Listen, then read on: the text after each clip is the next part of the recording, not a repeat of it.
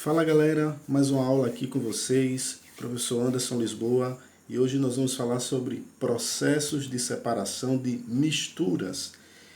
E aí, diante disso, nós precisamos entender o que significa mistura, os tipos de misturas, as classificações das misturas, para que a gente entenda quais os processos de separação que estarão ligadas a cada uma delas.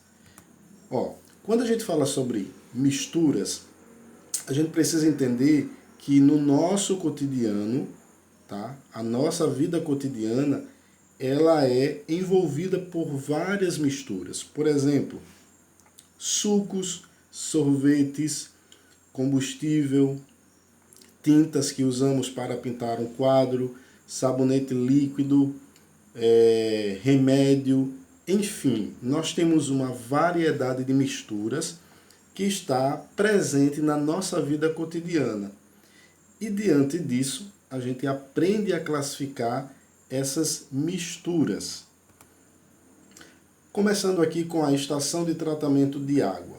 Se eu perguntar para você, a água que nós tomamos em casa ou até mesmo a água mineral, ela é uma mistura ou ela é uma substância pura? A água, quando ela chega na nossa casa já tratada, ela é uma mistura, só que aí ela é uma mistura homogênea. Por qual razão?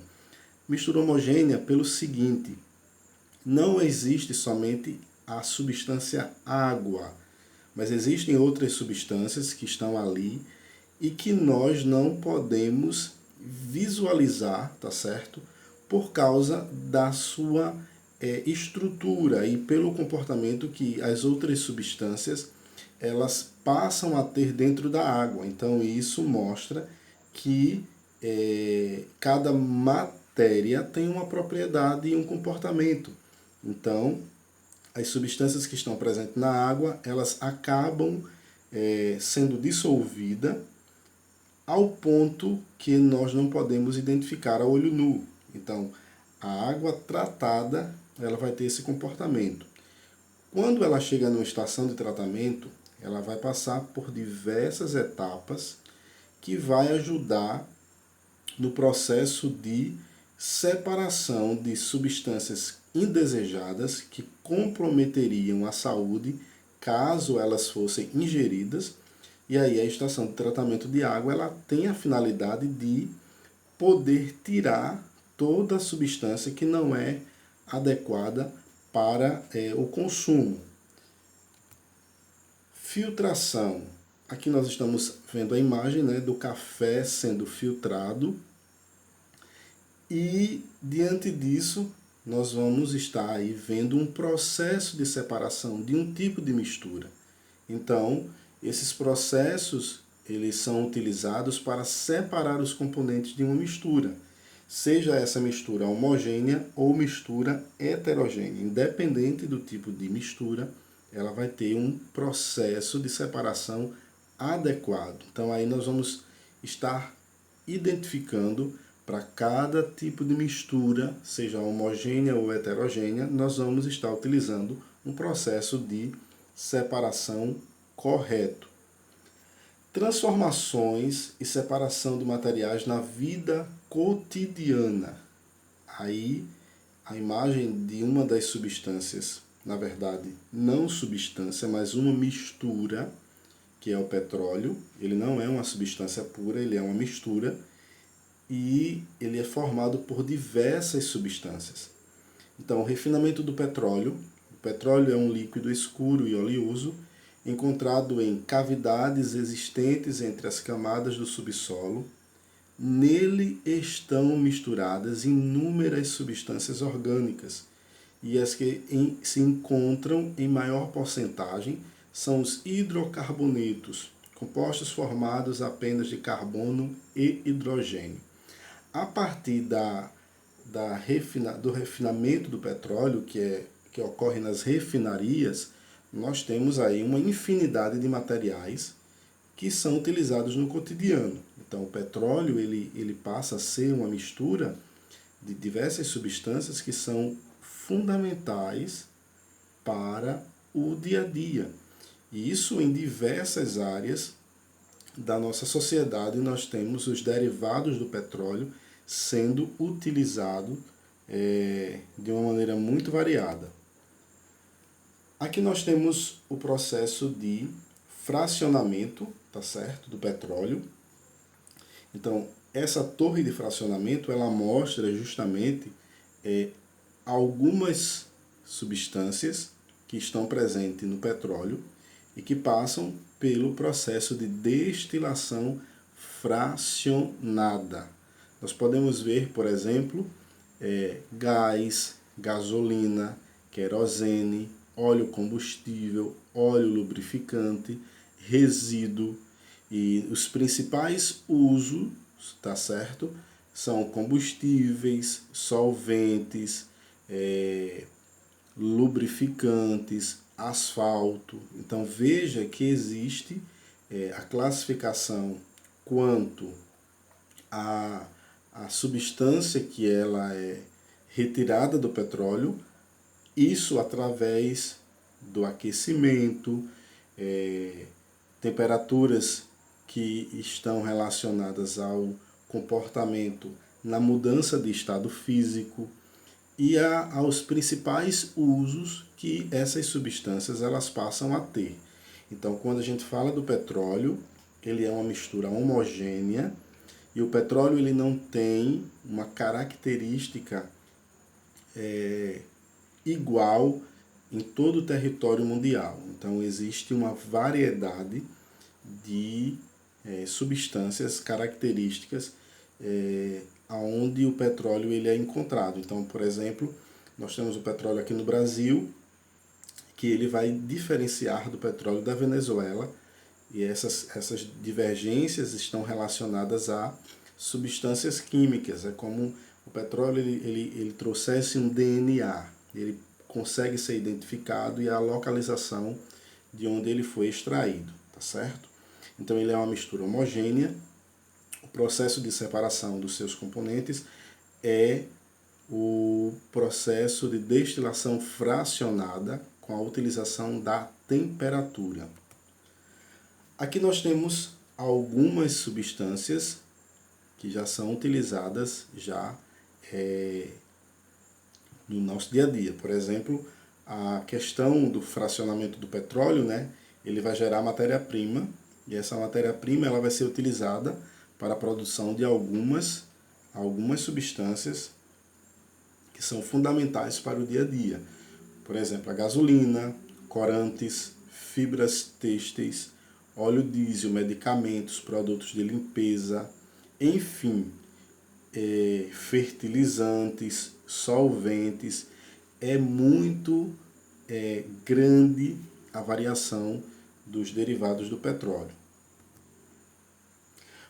Voltando para a questão do tratamento da água, é importante a gente ter o conhecimento de algumas informações, tá certo? Essa água ela chega à nossa casa, mas antes ela passa por diversos tratamentos. Então, esses tratamentos eles vão garantir que essa água ela atinja uma qualidade, tá certo? Para que nós possamos consumir de uma forma segura. Então, a questão do consumo da água, essa água que nós classificamos como potável, está diretamente ligado ao processo de tratamento que a torna potável. É diferente da água mineral, onde ela sai diretamente de uma fonte, ela não passa por nenhum tratamento, a não ser um controle de qualidade por um profissional de um laboratório de microbiologia. Ele vai fazendo esse controle diariamente para ver se há alterações físico-químicas na fonte daquela água. Então isso para poder garantir a segurança e a qualidade daquela água para ser utilizada. E aí o que é que nós começamos a ver de forma positiva? Por exemplo, no Brasil, em quase todos os municípios existem empresas responsáveis pela captação e distribuição de água. E aí essas empresas elas são responsáveis pelo tratamento da água. E também a captação, né? Ela vai captar a água de um rio, de um lago, de algum local, para poder fazer o processo de tratamento. Aqui nós vemos o esquema de uma estação de tratamento de água. Então, essa estação de tratamento de água, ela começa pela captação de água. Então, essa água bruta, ela é captada e ela vai para o primeiro processo, que é a adição de cal, e esse cal ele vai com a finalidade, tá, de fazer um processo de coagulação. Então, algumas substâncias sólidas, elas vão formar alguns flocos, tá, para que comece aí o processo de purificação. Após isso, existe a segunda etapa, que é o floculador. Após o floculador, nós estamos vendo aí o decantador e depois o filtro.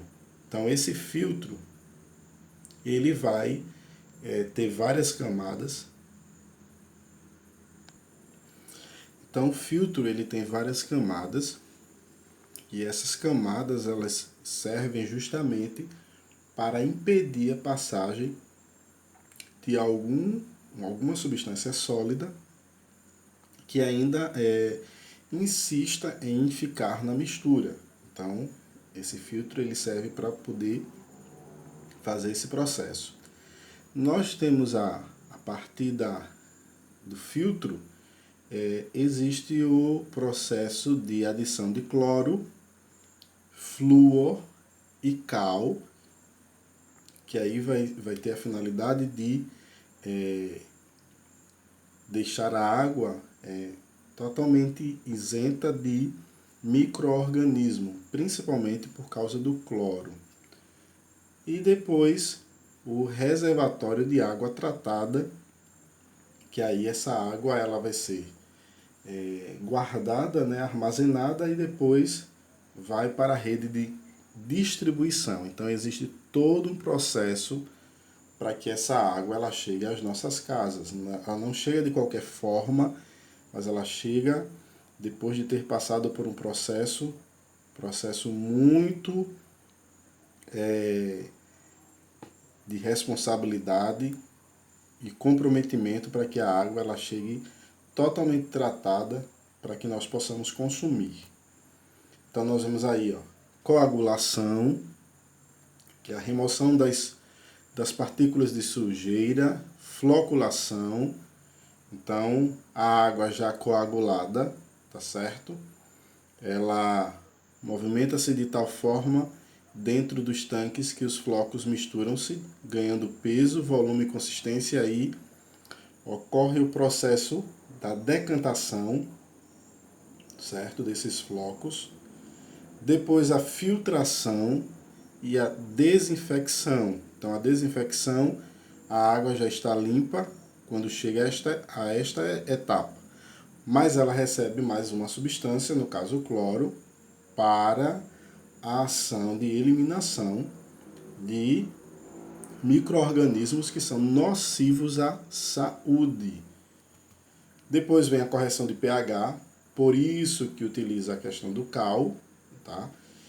Então a água ela tem que estar dentro de uma faixa de pH que possibilite o consumo com segurança. E a adição de flúor, que é a fluoretação, tá certo? Essa adição de flúor, ela vem com uma orientação do Ministério da Saúde, porque tem a finalidade da ação contra a questão da cárie dentária. Então, o flúor tem essa finalidade. Separação dos componentes de um sistema heterogêneo. E aí, quando é que nós entendemos que o sistema ele é heterogêneo? Então, o sistema heterogêneo é um sistema em que ele apresenta mais de uma fase. Então, fases, nesse caso, é aquilo que nós conseguimos ver de forma a olho nu. Então, você consegue, por exemplo, se eu pegar água e óleo, é possível perceber a água e é possível perceber o óleo. Então, nesse caso, é um tipo de mistura que nós classificamos como heterogênea. E nesse caso, a mistura heterogênea, ela permite essa identificação de seus componentes, tá certo?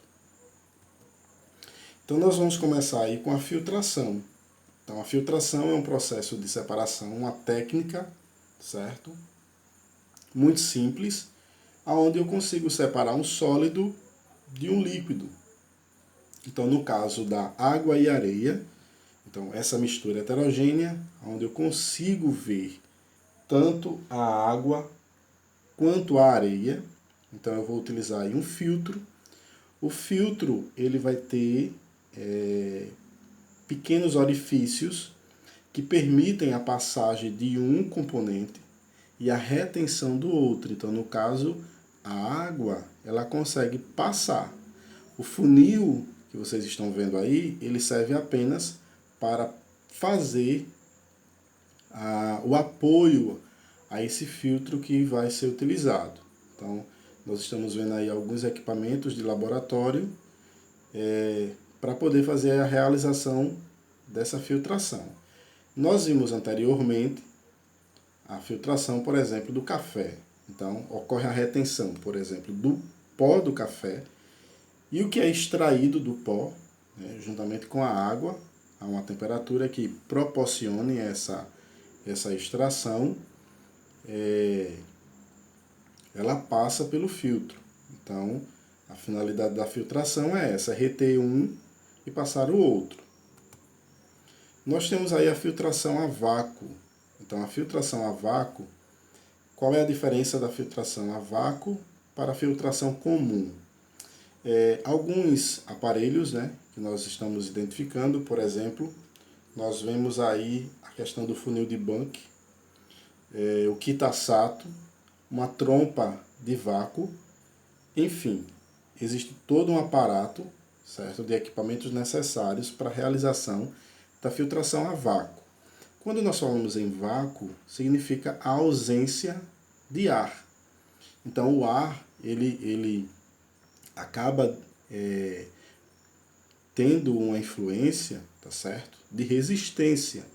Então quando você realiza uma filtração, o filtrado ele vai passar, mas ele pode encontrar uma resistência na velocidade da filtração. E a filtração a vácuo, ela consegue filtrar de forma mais rápida. Então, a diferença da filtração comum para a filtração a vácuo é apenas a velocidade.